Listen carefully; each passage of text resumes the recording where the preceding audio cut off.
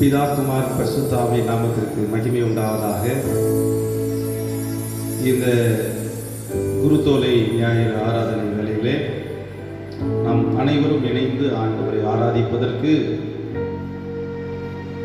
இந்த நேரத்தில் நமக்கு வாய்ப்பை கொடுத்திருக்கிற சர்வ வல்லமை உள்ள ஆண்டவருக்கு நன்றிகளையும் ஸ்தோத்திரங்களையும் ஏறெடுக்கிறேன். இந்த ஆராதனையை கடவுள் ஆசீர்வதிக்கும்படியாக நாம் பாடப்போகிற பாடல்கள், ஜெபிக்க போகிற ஜெபங்கள், தியானிக்க போகிற வேத வசனங்கள் எல்லாவற்றையும் ஆண்டவர் ஆசீர்வதித்து தரும்படியாய் கண்களை மூடி ஆண்டவரை நோக்கி பார்ப்போம். இரக்கத்தில் ஐஸ்வர்யம் உள்ள எங்கள் பரலோகத்தின் நல்ல ஆண்டவரே, இந்த ஆசீர்வதிக்கப்பட்டதான இந்த நல்ல நாளில் காலை பொழுதுக்காக நன்றி சொல்லுகிறோம். 2000 ஆண்டுகளுக்கு முன்பதாக எருசலேம் நகர் வீதியிலே கீத பவனியாய் சென்ற நாளை நினைவு கூர்ந்து இந்த ஆராதனை வேளையிலே எங்கள் ராஜாதி ராஜாவாய் எங்களுடைய தனிப்பட்ட வாழ்க்கையிலே, எங்களுடைய குடும்பத்திலே, திருச்சபையிலே, எங்களுடைய சமுதாயத்திலே, எங்களுடைய தேசத்திலே, எல்லா நாடுகளிலும் நீர் அரசாலும் அரசனாய் உலா வரும்படியாக உம்மை நாங்கள் வேண்டி விரும்பி இந்த ஆராதனை பொழுதிலே அழைக்கிறோம். பரிசுத்த தெய்வமே, எங்கள் மத்தியிலே நீர் உயர்ந்திருப்பீராக. எங்களை ஆளுகை செய்யும் அரசனாய் எங்கள் மத்தியிலே வீற்றிருப்பீராக. உமக்கு இந்த நாளிலே நாங்கள் ஏறெடுக்கிற எல்லா துதி ஸ்தோத்திரங்கள் அனைத்தையும் நீர் ஏற்றுக்கொண்டு உம்முடைய நாமத்தை பிரஸ்தாபப்படுத்துகிற எந்த இடத்திலேயும் நான் வந்து உங்களை ஆசீர்வதிப்பேன் என்று சொல்லியிருக்கிற தேவன், இந்த நாளிலே எங்களை வந்து நீர் ஆசீர்வதிப்பீராக.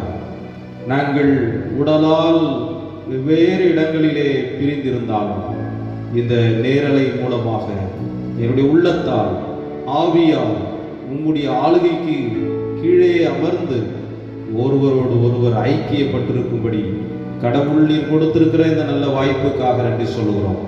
உமக்கே சகல துதியும் கனமும் மகிமையும் உண்டாவதாக. இந்த ஆராதனையை நீர் சுகந்த வாசனையாய் ஏற்றுக்கொள்ளும். இயேசு ரட்சகர் மூலம் வேண்டுகிறோம் நல்ல பிதாவே, ஆமென், ஆமென். நம்முடைய ஆராதனையின் ஆரம்பத்திற்காக நாம் யாவரும் இருந்த வண்ணமாக நம்முடைய பாடல் புத்தகத்திலே, இசிஐ பாடல் புத்தகத்திலே 306வது பாடலை நாம் பாடுவோம். எல்லாரும் வேதாகமத்தையும் பாடல் புத்தகங்களையும் நீங்கள் எடுத்துக்கொண்டு நீங்கள் அமர்ந்திருக்கிறீர்கள் என்று நான் நம்புகிறேன். அப்படி இல்லைன்னா சீக்கிரமாக போய் உங்களுடைய வேதாகமத்தையும் பாடல் புத்தகத்தையும் நீங்கள் எடுத்துக்கொண்டு குடும்பமாக ஒன்று கூடி இந்த ஆராதனையிலே நீங்கள் பங்கெடுக்கும்படி அன்பாய் கேட்டுக்கொள்கிறேன். நாம் யாவரும் சேர்ந்து இயேசு ராஜா முன்னே செல்கிறார், ஓசன்னா கீதம் பாடுவோம் என்ற பாடலை நாம் யாவரும் சேர்ந்து பாடலாம்.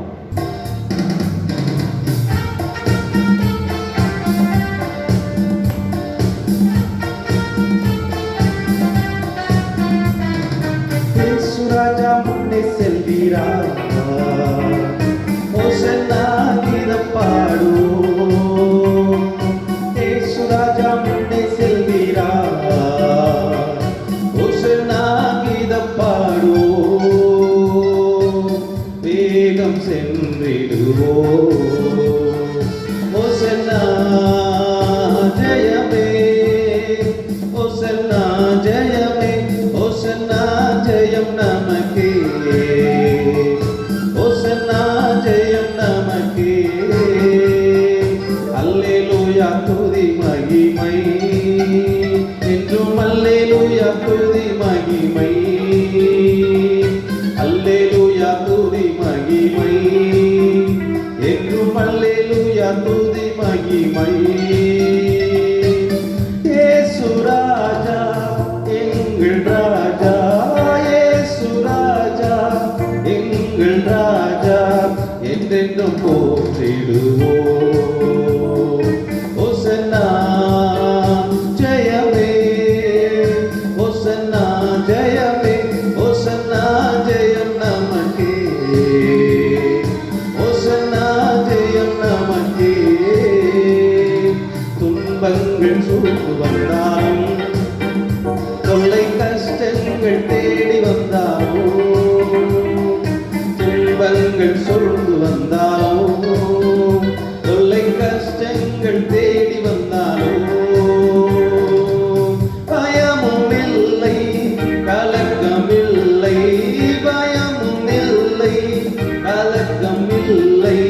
கர்த்தர் நம்முடனே. ஓசன்னா ஜெயமே, ஓசன்னா ஜெயமே, ஓசன்னா ஜெயம் நமக்கே, ஓசன்னா ஜெயம் நமக்கே. செங்கடல் தடை செய்தாலும், பார்வோன் சேனைகள் பின்தொடர்ந்தாலும், செங்கடல் தடை செய்தாலும், பார்வோன் சேனைகள் பின்தொடர்ந்தாலும், அச்சமில்லை திகிலுமில்லை, அச்சமில்லை திகிலுமில்லை, அற்புத நம்முடனே. ஓசன்னா ஜெயமே, ஓசன்னா ஜெயமே, ஓசன்னா ஜெயம் நமக்கே, ஓசன்னா ஜெயம் நமக்கே. யோர்தானின் வெள்ளம் வந்தாலும், எரிகோ கோட்டை எதிர் நின்றாலும், யோர்தானின் வெள்ளம் வந்தாலும், எரிகோ கோட்டை எதிர் நின்றாலும், பயமும் இல்லை கலக்கம் இல்லை, பயமும் இல்லை கலக்கம் இல்லை, மீட்பர் நம்முடனே. ஓசன்னா ஜெயமே, ஓசன்னா ஜெயமே, ஓசன்னா ஜெயம் நமக்கே, ஓசன்னா ஜெயம் நமக்கே. சங்கீத பகுதியை நாம் யாவரும் முறைமுறையாய் வாசிக்கும்படியாய் தெரிந்து கொண்ட சங்கீதம் 24 நாம் யாவரும் முறைமுறையாக வாசிப்போம். சங்கீதங்களின் புத்தகம் 24ஆம் சங்கீதம். பூமியும் அதில் நிறைவும் உலகமும் அதிலுள்ள குடிகளும் கர்த்தருடையது. அவரே அதை கடலுக்கு மேலாக அஸ்திபாரப்படுத்தி நதிகளுக்கு மேலாக ஸ்தாபித்தார். யார் கர்த்தருடைய பர்வதத்தில் ஏறுவான்? யார் அவருடைய பரிசுத்த ஸ்தலத்தில் நிலைத்திருப்பான்? கைகளில் சுத்தமுள்ளவனும் இருதயத்தில் மாசில்லாதவனுமாயிருந்து தன் ஆத்துமாவை மாயைக்கு ஒப்புக்கொடாமலும் கபடாய் ஆணையிடாமலும் இருக்கிறவனே. அவன் கர்த்தரால் ஆசீர்வாதத்தையும் தன் ரட்சிப்பின் தேவனால் நீதியையும் பெறுவான். இதுவே அவரை தேடி விசாரித்து அவருடைய சமூகத்தை நாடுகிற யாக்கோபு என்னும் சந்ததி. வாசல்களே உங்கள் தலைகளை உயர்த்துங்கள், அநாதி கதவுகளே உயருங்கள், மகிமையின் ராஜா உட்பிரவேசிப்பார். யார் இந்த மகிமையின் ராஜா? அவர் வல்லமையும் பராக்கிரமும் உள்ள கர்த்தர், அவர் யுத்தத்தில் பராக்கிரமும் உள்ள கர்த்தராமே. வாசல்களே உங்கள் தலைகளை உயர்த்துங்கள், அநாதி கதவுகளே உயருங்கள், மகிமையின் ராஜா உட்பிரவேசிப்பார். யார் இந்த மகிமையின் ராஜா? அவர் சேனைகளின் கர்த்தரானவர், அவரே மகிமையின் ராஜா. ஆமென். கர்த்தருடைய ஜெபத்தை நாம் யாவரும் சேர்ந்து சொல்லுவோம். பரமண்டலங்களில் இருக்கிற எங்கள் பிதாவே, உம்முடைய நாமம் பரிசுத்தப்படுவதாக, உம்முடைய ராஜ்யம் வருவதாக, உம்முடைய சித்தம் பரமண்டலங்களிலே செய்யப்படுகிறது போல பூமியிலேயும் செய்யப்படுவதாக. அன்றைய ஆகாரத்தை எங்களுக்கு தாரும். எனக்கு விரோதமாய் குற்றம் செய்வதற்கு நாங்கள் மன்னிக்கிறது போல எங்கள் குற்றங்களை எங்களுக்கு மன்னியும். உங்களை சோதனைக்குள் பிரவேசிக்க பண்ணாமல் தீமையின் ரட்சித்தருளும். ராஜ்யமும் வல்லமையும் மகிமையும் என்னென்றைக்கு உம்முடையவைகளே. ஆமென். இது நாளின் தியானத்திற்காக வாசிக்கும்படியாக தெரிந்து கொண்ட வேத பகுதி லூக்கா என்பவர் எழுதின நற்செய்தி நூல் 19ஆம் அதிகாரம் வசனங்கள் 30 துவங்கி 44 வரை நாம் வாசிக்க கேட்போம். வாசிக்கும்படியாக தெரிந்து கொள்ளப்பட்ட வேத பாடம் லூக்கா எழுதின சுவிசேஷம் 19ஆம் அதிகாரம் வசனங்கள் 30 44 வரை வாசிக்க கேட்போம். உங்களுக்கு எதிரே இருக்கிற கிராமத்துக்கு போங்கள். அதிலே பிரவேசிக்கும் போது மனுஷரில் ஒருவனும் ஒரு காலம் ஏறியிராத கழுதை குட்டியை கட்டியிருக்க காண்பீர்கள். அதை அவிழ்த்து கொண்டு வாருங்கள். அதை ஏன் அவிழ்க்கிறீர்கள் என்று யாராவது உங்களிடத்தில் கேட்டால் அது ஆண்டவருக்கு வேண்டுமென்று சொல்லுங்கள் என்றார். அனுப்பப்பட்டவர்கள் போய் தங்களுக்கு அவர் சொன்னபடியே கண்டார்கள். கழுதை குட்டியை அவர்கள் அவிழ்க்கும் போது அதற்கு உடையவர்கள், குட்டியை ஏன் அவிழ்க்கிறீர்கள் என்று கேட்டார்கள். அதற்கு அவர்கள் அது ஆண்டவருக்கு வேண்டுமென்று சொல்லி அதை இயேசுவினிடத்தில் கொண்டு வந்து தங்கள் வஸ்திரங்களை அதன் மேல் போட்டு இயேசுவை அதன் மேல் ஏற்றினார்கள். அவர் போகையில் அவர்கள் தங்கள் வஸ்திரங்களை வழியிலே விரித்தார்கள். அவர் ஒலிவமலையின் அடிவாரத்துக்கு சமீபமாய் வருகையில் திரளான கூட்டமாகிய சீஷர் எல்லாரும் தாங்கள் கண்ட சகல அற்புதங்களை குறித்து சந்தோஷப்பட்டு, கர்த்தருடைய நாமத்தினாலே வருகிற ராஜா ஸ்தோத்தரிக்கப்பட்டவர், பரலோகத்திலே சமாதானமும் உன்னதத்திலே மகிமையும் உண்டாவதாக என்று மிகுந்த சத்தத்தோடே தேவனை புகழ்ந்தார்கள். அப்பொழுது கூட்டத்தில் இருந்த பரிசேயரில் சிலர் அவரை நோக்கி, போதகரே, உம்முடைய சீஷரை அதட்டும் என்றார்கள். அவர்களுக்கு அவர் பிரதியுத்தரமாக, இவர்கள் பேசாமல் இருந்தால் கல்லுகளே கூப்பிடும் என்று உங்களுக்கு சொல்லுகிறேன் என்றார். அவர் சமீபமாய் வந்தபோது நகரத்தை பார்த்து அதற்காக கண்ணீர் விட்டு அழுது, உனக்கு கிடைத்த இந்த நாளிலாகிலும் உன் சமாதானத்துக்கு ஏற்றவைகளை நீ அறிந்திருந்தாயானால் நலமாயிருக்கும். இப்பொழுதோ அவைகள் உன் கண்களுக்கு மறைவாய் இருக்கிறது. உன்னை சந்திக்கும் காலத்தை நீ அறியாமற் போனபடியால் உன் சத்துருக்கள் உன்னை சூழ மதில் போட்டு உன்னை வளைந்து கொண்டு எப்பக்கத்திலும் உன்னை நெருக்கி உன்னையும் உன்னிலுள்ள உன் பிள்ளைகளையும் தரையாக்கி போட்டு உன்னிடத்தில் ஒரு கல்லின் மேல் ஒரு கல் இராதபடிக்கு செய்யும் நாட்கள் உனக்கு வரும் என்றார் என்பதே வாசிக்கும்படியாக தெரிந்து கொள்ளப்பட்ட வேத பாடம் வாசித்து முடித்தாயிற்று. பரிசுத்த ஆவியானவர் இந்த காலை வேளையிலே அவருடைய சமூகத்திலே கூடி வந்து அவரை ஆராதிக்கும்படியாய், அவரை துதிக்கும்படியாக, அவர் நமக்கு கொடுத்திருக்கிற கிருபைக்காக, இரக்கத்திற்காக நாம் ஆண்டவரை ஸ்தோத்திரிப்போம். நம்முடைய வாழ்விலே உண்டாக சகல இக்கட்டிலிருந்து, பிரச்சனைகளிலிருந்து நம்மை பாதுகாக்கிற ஒரு மகிமையான கிருபை உள்ள கடவுள்.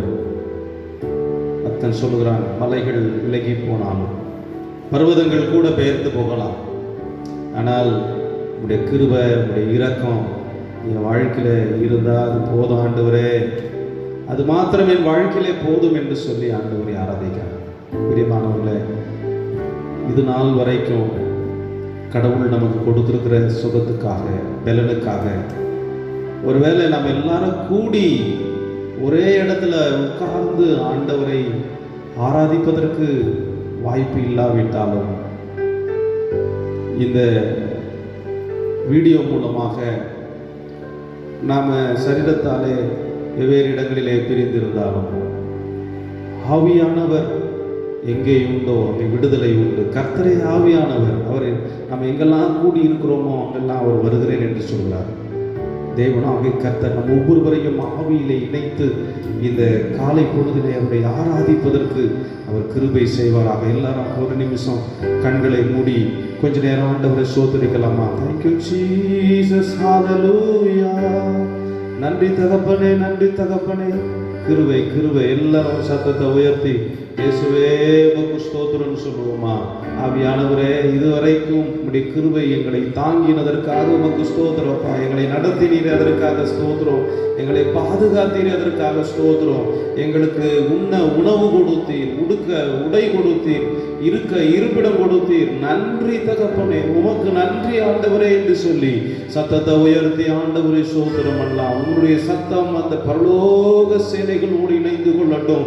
பரலோகத்திலே தேவ தூதர்கள் ஆண்டவரை பரிசுத்தர் பரிசுத்தர் என்று சொல்லி ஆராதித்துக் கொண்டிருக்கிறார்கள். அவளோடு கூட சேர்ந்து நாமும் ஆண்டவருடைய நாமத்தை உயர்த்தினவர்களாக ஆண்டவரே உமக்கு ஸ்தோத்திரம் என்று சொல்லி ஆண்டவரை ஆராதிக்கலாமா? Thank you Jesus, hallelujah. மலைகள் விலகி போனாலும் பர்வதங்கள் பெயர்ந்து போனாலும் சொல்லுவோமா? மலைகள் விலகி போனாலும் பர்வதங்கள் பெயர்ந்து போனாலும் அவர் கிருபை, அவர் இரக்கம் மாறாது இந்த வாழ்விலே. அவர் கிருபை, அவர் இரக்கம் மாறாது இந்த வாழ்விலே. மலைகள் விலகி போனாலும் சேர்த்து எல்லாரும் சொல்லலாம். பர்வதங்கள் பெயர்ந்து போனாலும் மலைகள் விலகி போனாலும் பர்வதங்கள் பெயர்ந்து போனாலும் மீண்டும் ஒரு விசை கூட அவர் கிருபை அவர் இரக்கம் மாறாது இந்த வாழ்விலே. எல்லாரும் சத்தத்தை உயர்த்தி அவர் கிருபை அவர் இரக்கம் மாறாது இந்த வாழ்விலே. ஆண்டவராகிய தேவன் அவருடைய கிருபைகளை நமக்கு தந்து இந்த காலை வேளையிலே அவரை நாம் ஆராதிக்கிற இந்த நேரத்தில் அந்த கிருபை நம் ஒவ்வொருவரையும் கூடும்படியாக பல்வேறு விதமான மலைகளை போன்ற பிரச்சனைகள் நமக்கு எதிராக எழுப்பினாலும் தேவ ஆவியானவருடைய பலன் அவருடைய கிருபை அவருடைய இரக்கம் நம் ஒவ்வொருவரையும் கூடும்படியாய் ஆண்டவரை சோதரிப்போம். Thank you Jesus. Hallelujah. நன்றி தகப்பனே. என்னை விலகாத ஆண்டவர் என்னை ஒருபோதும் கைவிடாத செய்கிறார். என்னை விட்டு விலகாத ஆண்டவர் என்னை ஒருபோதும் கைவிடாத செய்கிறார். என்னை விட்டு விலகாத ஆண்டவர் என்னை ஒருபோதும் கைவிடாத செய்கிறார். எனக்காக ஜீவன் தந்த ரட்சகர் என் வாழ்வில் என்றும் போதுமானவர். எனக்காக ஜீவன் தந்த ரட்சகர் என் வாழ்வில் என்றும் போதுமானவர். மலைகள் விலகி போனாலும் பர்வதங்கள் பெயர்ந்து போனாலும் சொல்லுவோமா, மலைகள் விலகி போனாலும் பர்வதங்கள் பெயர்ந்து போனாலும் அவர் கிருபை அவர் இரக்கம் மாறாது என் வாழ்விலே. அவர் கிருபை அவர் இரக்கம் மாறாது என் வாழ்விலே. மலைகள் விலகி போனாலும் பர்வதங்கள் பெயர்ந்து போனாலும் மலைகள் விலகி போனாலும் பர்வதங்கள் பெயர்ந்து போனாலும் அவர் யெகோவா நிசியாக எப்போதும் நமக்கு ஜெயத்தை கொடுக்கிறவராக, அவர் யெகோவா ஷம்மா எப்போதும் நம்மோடு கூட இருக்கிறார். நம்முடைய வாழ்க்கையிலே அவரே நம்பிக்கை, அவரே நமக்கு போதும் என்று சொல்லுவோம். அவர் நம்முடைய வாழ்க்கையிலே எல்லா சூழ்நிலைகளிலேயும் சர்வ வல்லவராய் இருக்கிறார். ஆண்டவர் எல்லாரும் சேர்ந்து ஆராதிப்போமா. யெகோவா நிசி எந்த ஜெயமானவர், யெகோவா ஷம்மா என்னோடு இருப்பவர். யெகோவா நிசி எந்த ஜெயமானவர், யெகோவா ஷம்மா என்னோடு இருப்பவர். என் வாழ்வில் நம்பிக்கையானவர், என் வாழ்வில் என்று போதுமானவர். என் வாழ்வில் நம்பிக்கையானவர், என் வாழ்வில் என்று போதுமானவர். மலைகள் விலகி போனாலும் பர்வதங்கள் பெயர்ந்து போனாலும் மலைகள் விலகி போனாலும் பர்வதங்கள் பெயர்ந்து போனாலும்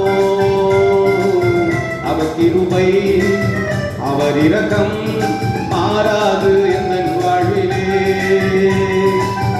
அவர் கிருபை அவர் இரக்கம் மாறாது என் வாழ்விலே. மலைகள் விலகி போனாலும் கரங்களை தட்டி சொல்லுவோம். பர்வதங்கள் பெயர்ந்து போனாலும் எல்லாரும் சேர்ந்து பாடுவோம். மலைகள் போனாலும் பர்வதங்கள் பெயர்ந்து போனாலும் அவர் கிருபை அவர் இரக்கம் மாறாது என் வாழ்விலே. அவர் கிருபை அவர் இரக்கம் மாறாது என் வாழ்விலே.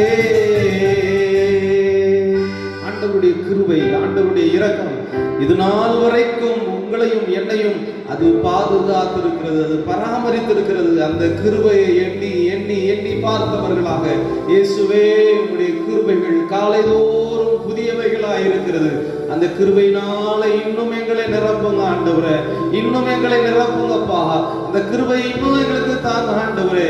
எங்களை சுற்றி ஆண்டவரே மலை போன்ற பிரச்சனைகள் சூழ்ந்து இருக்கிறது, பர்வதங்களை போல போராட்டங்கள், பர்வதங்களை போல வேதனைகள் ஆண்டவரே எங்களுக்கு முன்பாக என்பதாய் பெரிதாய் தோன்றுகிறது ஆண்டவரே.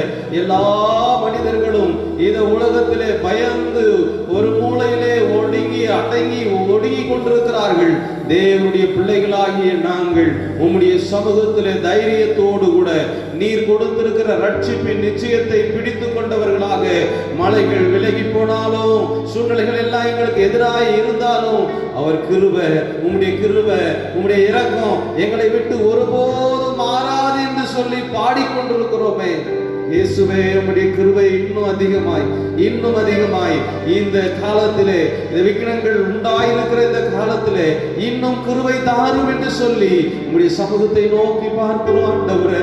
உம்முடைய கிருபையை தாங்க ஆண்டவரே. ஹல்லேலூயா, ஹல்லேலூயா.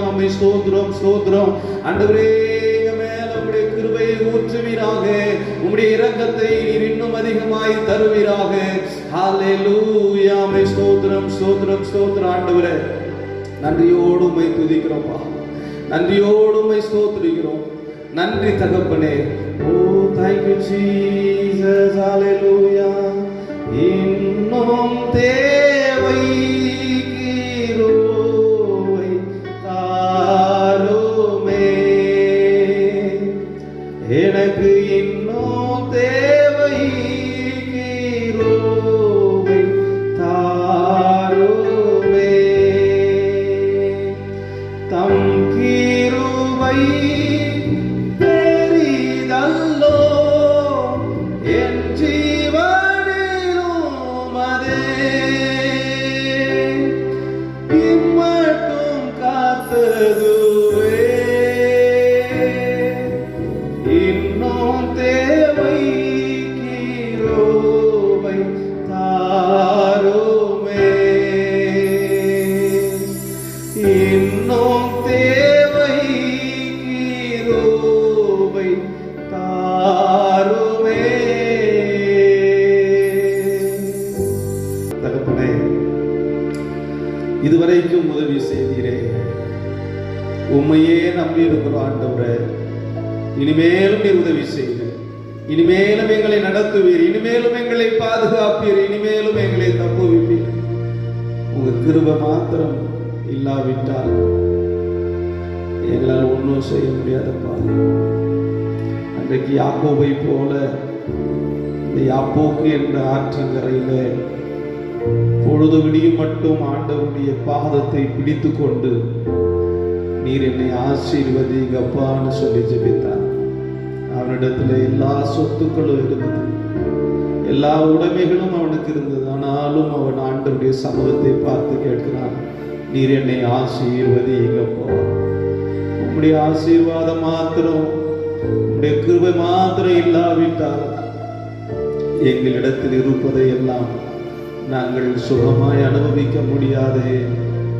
எங்கள் வாழ்க்கையில இருப்பதையெல்லாம் நாங்கள் எங்களுக்குரியதாய் பயன்படுத்த முடியாதே. இன்றைக்கு அநேக மக்கள் நல்ல பணம் இருக்கிறது, நல்ல வசதிகள் இருக்கிறது. இருக்கிற பணங்களோ வசதிகளோ அவர்களை வெளியே நடமாட முடியாமல், தங்களுடைய வேலைகளை செய்ய முடியாமல், சுகமாய் வாழ முடியாமல், பயத்தோடு நடுக்கத்தோடு ஒரு இடத்துல அடைத்து வைக்கிறது. ஐயா, தேவனுடைய பிள்ளைகளாகி உங்களுக்கும் எனக்கும் ஆண்டவருடைய கிருபை மேலானதா இருக்கிறது. இந்த காலை பொழுதிலே அவருடைய கிருபையை எண்ணி பார்த்தவர்களாக உமக்கு நன்றி தகப்பனே என்று சொல்லுவோமா. Thank you Jesus. Hallelujah, hallelujah, hallelujah. ஆவியானவரே, உமக்கு ஸ்தோத்திரம், ஸ்தோத்திரம், ஸ்தோத்திரம், ஸ்தோத்திரம். எங்களை நடத்தினீரே, இனிமேலும் நடத்த போகிறீரே, உமக்கு நாங்கள் நன்றி சொல்கிறோம். தொடர்ந்து ஆண்டவரே எங்களோடு கூட நீர் இடைபடுவீராக. சத்திய வசனங்களை நாங்கள் தியானிக்கும் பொழுது எங்களோடு நீர் பேசும் மெல்லிய சத்தத்தை நாங்கள் கேட்க விரும்புகிறோம். ஆண்டவரும் இரட்சகருமாயிருக்கிற இயேசு கிறிஸ்துவின் வழியாய் வேண்டுகிறோம். ஜெபம் கேளும் ஜீவிக்கிற நல்ல தகப்பனே, ஆமென், ஆமென். கர்த்தருடைய நாமம் மகிமைப்படுவதாக. இந்த நாளிலே கூட ஆண்டவராகிய இயேசு கிறிஸ்து 2000 வருடங்களுக்கு முன்பதாக எரிகோ நகர் வீதியிலே அவர் ராஜாதி ராஜாவாக கழுதையின் மேலே வெற்றி பவனி வந்த அந்த நாளை நினைவு கூறும்படியாய் இந்த நாள் நமக்கு கொடுக்கப்பட்டிருக்கிறது. குறிப்பாக ஒவ்வொரு வருடமும் நாம் குருத்தோலைகளை பிடித்து கொண்டு நம்முடைய நகர் பகுதியிலே சாட்சியின் ஊர்வலமாக நாம் கடந்து வருவோம். இந்த நாட்களிலே இந்த 144 ஊரடங்கு உத்தரவின் நிமித்தமாக இன்றைக்கு நாம் செல்ல முடியாத ஒரு சூழ்நிலையில் இருந்தாலும் ஆண்டவர் இந்த சூழ்நிலைகளை எல்லாம் மாற்றி வருகிற காலங்களிலே நம் ஒவ்வொருவரையும் ஆண்டவர் சாட்சி உள்ளவர்களாய் நிறுத்த அவர் நமக்கு கிருபை செய்வாராக. பிரியமான தேவனுடைய பிள்ளைகளே, இந்த குருத்தோலை ஞாயிறு ஆராதனையிலே உங்கள் ஒவ்வொருவரையும் ஆண்டவராகிய இயேசு கிறிஸ்துவின் நாமத்திலே அன்போடு கூட நான் வாழ்த்தி வரவேற்கிறேன். இந்த நாளிலே கூட ஆண்டவராகிய இயேசு கிறிஸ்துவினுடைய அந்த பவனியை குறித்த சத்தியத்தை சுருக்கமாக உங்கள் மத்தியிலே நான் சொல்லும்படியாக கர்த்தர் எனக்கு கிருபை செய்வாராக. எடுத்தவர்கள் வாசிக்கலாம். மத்திய என்பவர் எழுதின நற்செய்தி நூல் 21ஆம் அதிகாரம் 4வது வசனத்தை எடுத்தவர்கள் வாசிக்கலாம். மத்திய 21:4. இதோ உன் ராஜா சாந்த குணமுள்ளவராய் கழுதையின் மேலும் கழுதை குட்டியாகிய மரியின் மேலும் ஏறிக்கொண்டு உன்னிடத்தில் வருகிறார் என்று சீயோன் குமாரத்திக்கு சொல்லுங்கள் என்று அங்கே நாம் வாசிக்கிறோம். பிரியமான தேவனுடைய பிள்ளைகளே, உன் ராஜா கழுதை குட்டியாகிய மரியின் மேலே ஏறிக்கொண்டு உன்னிடத்தில் வருகிறார்.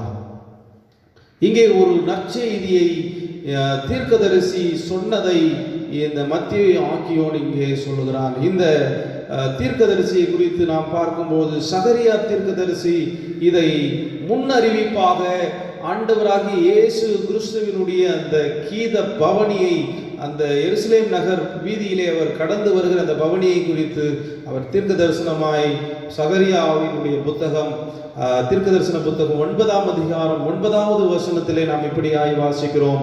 சீயோன் குமாரத்தியே மிகவும் களி கூறு, எருசலேம் குமாரத்தியே கெம்பிரி, இதோ உன் ராஜா உன்னிடத்தில் வருகிறார், அவர் நீதி உள்ளவரும் ரட்சிக்கிறவரும் தாழ்மை உள்ளவரும் கழுதையின் மேலும் கழுதை குட்டி ஆகிய மரியின் மேலும் ஏறி வருகிறவருமாய் இருக்கிறார் என்று எழுதப்பட்டிருக்கிறது. இந்த தீர்க்க தரிசியினுடைய வார்த்தையினுடைய நிறைவேறுதலாக இந்த பகுதியிலே ஆண்டவராகிய இயேசு கிறிஸ்து ஒரு கழுதையின் மேலே ராஜாதி ராஜாவாக அவர் பவனி வருகிறதை இந்த பகுதியிலே நாம் வாசிக்கிறோம். பிரியமான தேவனுடைய பிள்ளைகளே, இந்த சம்பவமானது இயேசு கிறிஸ்துவினுடைய இந்த பவனியை குறித்து வேதத்திலே சுவிசேஷ நூல்களாகிய மத்தேயு, மார்க்கு, லூக்கா, யோவான் 4 பேரும் இதை குறிப்பிட்டிருக்கிறார்கள். மத்திய 21ஆம் அதிகாரம் 4வது வசனத்திலிருந்தும், மார்க்கு 11ஆம் அதிகாரம் 2வது வசனத்திலிருந்தும்,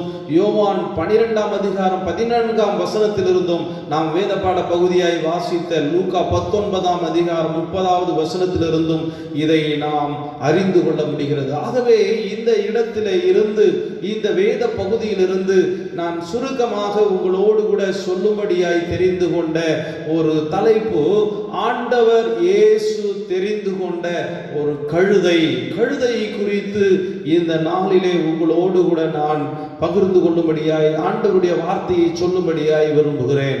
கழுதை என்று சொன்னாலே பொதுவாக யாராகிலும் ஒருவரை நாம் திட்டுவதற்காக நாம் பயன்படுத்துவோம். இந்த உலகத்திலே யாராகிலும் ஒருவர் சொல் பேச்சை கேட்காமல் தங்களுடைய இஷ்டத்தின்படி அவர்கள் போகிறவர்களை பார்த்து சரியான அறிவு வளர்ச்சி இல்லாதவர்களே என்று சொல்வதற்கு பதிலாக கழுத மாதிரி என்ற ஒரு பதத்தை நாம் அங்கே பயன்படுத்துவோம். கழுதை என்பது பலரால் அருவருக்கப்பட்ட, விரும்பாத, ஏற்றுக்கொள்ளப்படாத ஒரு மிருகமாக அது காட்சி பொருளாக பல நேரங்களிலே நமக்கு இருக்கிறது.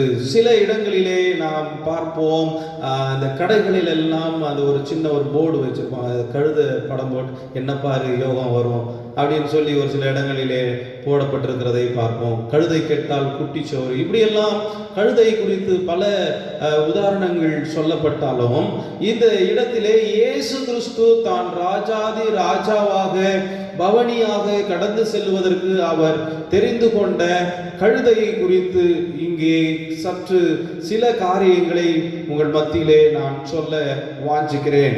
பிரியமான தேவனுடைய பிள்ளைகளே, இந்த கழுதையை ஆண்டவர் தெரிந்து கொண்டார். அந்த தெரிந்து கொள்ளப்பட்ட அந்த கழுதைக்கு ஏற்பட்ட மாற்றங்களை குறித்து, கழுதையினுடைய வாழ்க்கையிலே ஏற்பட்ட மாற்றங்களை குறித்து, 3 விதமான மாற்றங்களை குறித்து உங்களுடைய பார்வைக்கு நேராய் எல்லாருக்கும் தெரிந்த காரியங்கள் தான். ஆனால் அதிலிருந்து சில காரியங்களை உங்களுக்கு சொல்லும்படியாய் ஆண்டவர் அடியேனுக்கு கிருபை செய்வாராக. முதலாவதாக, இந்த கழுதைக்கு ஏற்பட்ட ஒரு மாற்றம் என்ன? ஆண்டவராகிய இயேசு கிறிஸ்து சொல்லுகிறார், உங்களுக்கு எதிரே இருக்கிற பட்டணத்திற்கு போங்கள், அங்கே ஒருவரும் ஒரு காலம் ஏறி இராத ஒரு கழுதையை காண்பீர்கள் என்பதாக இங்கே சொல்லுகிறார். அந்த கழுதை குட்டியையும் அங்கே காண்பீர்கள். அதை என்னிடத்திலே அவிழ்த்து கொண்டு வாருங்கள். யாராகிலும் ஒருவன் ஏன் இதை அவிழ்க்கிறீர்கள் என்று கேட்டால், இது ஆண்டவருக்கு வேண்டும் என்று சொல்லுங்கள், அவன் விட்டு விடுவான் என்பதாக இங்கே சொல்லுகிறதை பார்க்கிறோம். பிரியமான தேவனுடைய பிள்ளைகளே, அந்த சீஷர்கள் இருவர் அங்கே போய் பார்க்கும் பொழுது அந்த கழுதையானது கட்டப்பட்ட ஒரு நிலையிலே இருந்ததை நாம் வேதத்தின் அடிப்படையிலே அறிந்து கொள்ள முடிகிறது. ஆக இந்த இடத்திலே இந்த கழுதைக்கு ஏற்பட்ட ஒரு முதலாவது ஒரு மாற்றம் என்னவென்று நாம் பார்க்கும் பொழுது, கழுதைக்கு ஏற்பட்ட முதல் மாற்றம் அவிழ்க்கப்பட்ட கழுதை அவிழ்க்கப்பட்டது. அது இதுவரைக்கும் கட்டி வைக்கப்பட்டிருந்தது. இயேசுவுக்கு தேவைப்படுகிற பொழுது, இயேசு தெரிந்து கொண்ட பொழுது அந்த கழுதை கட்டவிழ்க்கப்பட்டதை நாம் வேதத்திலே அறிந்து கொள்கிறோம். லூக்கா அதில் நாம் வாசிக்கும் போது 30வது வசனத்தில், 19ஆம் அதிகாரம் 30வது வசனத்திலே நாம் அதை அறிந்து கொள்ள முடிகிறது. பிரியமான தேவனுடைய பிள்ளைகளை, அவர்கள் கட்டி வைத்திருந்த அந்த கழுதையை கட்டவிழ்த்தார்கள் என்று நாம் வேதத்தில் வாசிக்கிறோம். இந்த கட்டவிழ்க்கிற தன்மை என்பது அடிமைதனம் அகற்றப்படுவதற்கு நிகராக உதாரணமாக சொல்லப்படுகிறது. யாத்திராகமம் 2ஆம் அதிகாரம் 23வது வசனத்தில் நான் வாசிக்கும் பொழுது அங்கே இப்படியாய் வேதம் சொல்கிறது, சில காலம் சென்ற பின் எகிப்தின் ராஜா மரித்தான். இஸ்ரவேல் புத்திரர் அடிமைதனத்தினால் தவித்து முறையிட்டு கொண்டிருந்தார்கள். அவர்கள் அடிமைதனத்திலிருந்து முறையிடும் சத்தம் தேவ சந்நிதியில் எட்டினது என்று சொல்லி நாம் பார்க்கிறோம். ஆண்டவராகிய தேவன் அடிமைதனத்திலே கட்டப்பட்ட ஒரு சூழ்நிலையில் இருக்கிற தன்னுடைய ஜனங்களினுடைய முறையீட்டை, தங்களுடைய விண்ணப்பங்களை, ஜெபத்தை கேட்டு அவருடைய சந்நிதியிலே அவருடைய சத்தம் போய் சேர்ந்த பொழுது என்ன செய்தாராம்? உபாகமம் 7ஆம் அதிகாரம் 8வது வசனத்திலே நாம் வாசிக்கும் பொழுது, கர்த்தர் உங்களில் அன்பு கூர்ந்ததினால் உங்கள் பிதாக்களுக்கு இட்ட ஆணையை காக்க வேண்டும் என்பதினாலும் கர்த்தர் பலத்த கையினால் உங்களை புறப்பட பண்ணி அடிமைதன வீடாகிய எகிப்து நின்றும் அதின் ராஜாவான பார்வோனின் கை நின்று உங்களை மீட்டு கொண்டார் என்று எழுதப்பட்டிருக்கிறது. பிரியமான தேவனுடைய பிள்ளைகளே, அடிமைதனத்திலே, எகிப்தினுடைய அடிமைதனத்திலே கட்டி வைக்கப்பட்டிருந்த தன்னுடைய ஜனங்களை, கடவுள் தெரிந்து கொண்ட தன்னுடைய ஜனங்களை அவர் அடிமைதனத்திலிருந்து மீட்டு கொண்டார் என்று நாம் இந்த பகுதியிலே வாசிக்கிறோம். ஆண்டவராகிய இயேசு கிறிஸ்து தெரிந்து கொண்ட அந்த கழுதைக்கு ஏற்பட்ட முதலாவது மாற்றம் என்னன்னா, அது அவிழ்க்கப்பட்டது. கட்டப்பட்ட சூழ்நிலையில இருந்த அந்த கழுதை அவிழ்க்கப்பட்டது என்பதை நாம் அறிந்து கொள்கிறோம். பிரியமான தேவனுடைய பிள்ளைகளே, அப்போஸ்தலனாகிய பவுல் ரோமாபுரியில் இருக்கிறதான திருச்சபை மக்களுக்கு சொல்லும் பொழுது இப்படியாய் சொல்கிறார். ரோமர் 8ஆம் அதிகாரம் 15வது வசனத்திலே, அந்தபடி திரும்பவும் பயப்படுகிறதற்கு நீங்கள் அடிமைதனத்தின் ஆவியை பெறாமல் அப்பா பிதாவே என்று கூப்பிட பண்ணுகிற புத்திர சுவிகாரத்தின் ஆவியை பெற்றீர்கள் என்று சொல்லுகிறார். இயேசு கிறிஸ்து உங்களையும் என்னையும் தெரிந்து கொண்டதனாலே நீங்களும் நானும் அடிமைதனத்தின் ஆவியை பெற்றிருக்கவில்லை. அவிழ்க்கப்பட்ட ஒரு சூழ்நிலையிலே, கட்டவிழ்ந்த ஒரு சூழ்நிலையிலே இன்றைக்கு நாம் தகப்பனே என்று அழைக்கக்கூடிய ஒரு புத்திர சுவிகாரத்தின் ஆவியை நாம் பெற்றிருக்கிறோம் என்று சொல்கிறார். கலாத்திய திருச்சபைக்கும் அப்படியே அவர் எழுதும் பொழுது சொல்லும் பொழுது இப்படி சொல்லுகிறார். கலாத்தியர் 5ஆம் அதிகாரம் 1வது வசனத்திலே, ஆனபடியினாலே நீங்கள் மறுபடியும் அடிமைதனத்தின் நுகத்திற்குட்படாமல் கிறிஸ்து நமக்கு உண்டாக்கின சுயாதீன நிலைமையிலே நிலை கொண்டிருங்கள் என்று ஆலோசனை சொல்லுகிறதை பார்க்கிறோம். ஆண்டவராகிய தேவன் நம்மை அவிழ்த்து கொண்டு வந்து அவருடையவர்களாக, அவருடைய பிள்ளைகளாக, அவருக்கு சொந்தமாக அவர் வைத்திருக்கிறார். திரும்பவும் நீங்களே போய் அடிமைதனத்தின் நுகத்திற்கு உட்படாதிருங்கள் என்று அங்கே கலாத்தியருக்கு அப்போஸ்தலனாகிய பவுல் ஆலோசனையாக, எச்சரிப்பாக சொல்லுகிறதை பார்க்கிறோம். பிரியமான தேவனுடைய பிள்ளைகளே, இன்றைக்கு ஆண்டவராகிய தேவன் உங்களையும் என்னையும் தெரிந்து கொண்டதனாலே, அன்றைக்கு எப்படி ஒரு கழுதையை அவர் தெரிந்து கொண்ட பொழுது அந்த கழுதையினுடைய வாழ்க்கையிலே அதுவரைக்கும் கட்டி வைக்கப்பட்டிருந்தது, அதனுடைய இஷ்டத்திற்கு எங்கேயும் போக முடியாத ஒரு சூழ்நிலை, அந்த மாதிரியான சூழ்நிலையில் இருந்த அந்த கழுதையினுடைய வாழ்க்கையிலே அவிழ்க்கப்பட்டது என்பதை நாம் அறிந்து கொள்கிறோம். சீஷர்கள் அதை அவிழ்த்தார்கள், அதனுடைய கட்டுகளில் இருந்ததை அவிழ்த்தார்கள். இன்றைக்கும் தேவனுடைய பிள்ளைகளாக நீங்களும் நானும் தெரிந்து கொள்ளப்பட்டபடியினாலே நம்முடைய பழைய பாவங்களில் இருந்து, பழைய சாபங்களில் இருந்து இயேசு கிறிஸ்து நம்மை கட்டவிழ்த்திருக்கிறார். இன்றைக்கு அவருடைய பிள்ளைகளாக நாம் இன்றைக்கு வாழ்ந்து கொண்டிருக்கிறோம். கட்டவிழ்க்கப்பட்ட சூழ்நிலையிலே நாம் வாழ்ந்து கொண்டிருக்கிறோம் என்பதை நாம் புரிந்து கொள்வோம். பிசாசானவன் தம் மரணத்தினாலே அழிக்கும்படி, பிசாசானவனை தம்முடைய மரணத்தினாலே இயேசு அவனை அழிக்கும்படிக்கு இந்த உலகத்திலே அவரும் மாம்சத்திலே வெளிப்பட்டார். ஏன் தெரியுமா வெளிப்பட்டார்? நாம அடிமைதனத்திற்குள்ளாக இராதபடி நம்மை விடுதலை ஆக்கும்படியாய் அப்படி ஆனார் என்று எபிரேய ஆக்கியோன் சொல்லும் பொழுது, எபிரேயர் 2ஆம் அதிகாரம் 15வது வசனத்தில் நாம் இப்படியாய் வாசிக்கிறோம், ஜீவ காலமெல்லாம் மரண பயத்தினாலே அடிமைதனத்திற்குள்ளானவர்கள் யாவரையும் விடுதலை பண்ணும்படிக்கும் அப்படியானார் என்று எழுதப்பட்டிருக்கிறது. எனக்கு அன்பார்ந்த தேவனுடைய பிள்ளைகளே, இந்த காலை வேளையிலே என்னை கேட்டுக்கொண்டிருக்கிற தேவ ஜனமே, ஆண்டவராகிய இயேசு கிறிஸ்து உங்களையும் என்னையும் தெரிந்து கொண்ட பொழுது உங்களுக்கும் எனக்கும் ஏற்பட்ட முதலாவது மாற்றம் என்ன தெரியுமா? நம்மை ஆண்டவர் அவிழ்த்தார். எங்கிருந்து? கட்டப்பட்ட சூழ்நிலையிலிருந்து நம்மை அவிழ்த்து அவருக்காக பயன்படும்படியாய் நம்மை அழைத்து கொண்டு வந்திருக்கிறார். ஹல்லேலூயா, ஹல்லேலூயா, ஹல்லேலூயா. பக்தர் இப்படியாய் பாடுகிறார், கட்டப்பட்ட மனிதரெல்லாம் கட்டவிழ்க்கப்பட வேண்டும், கட்டப்பட்ட மனிதரெல்லாம்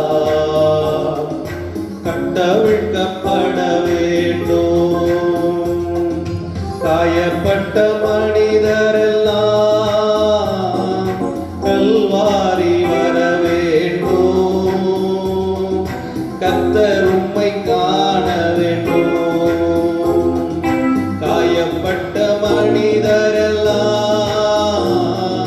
கல்வாரி வர வேண்டும், கர்த்தர் உம்மை காண வேண்டும், கட்டப்பட்ட மனிதரெல்லாம்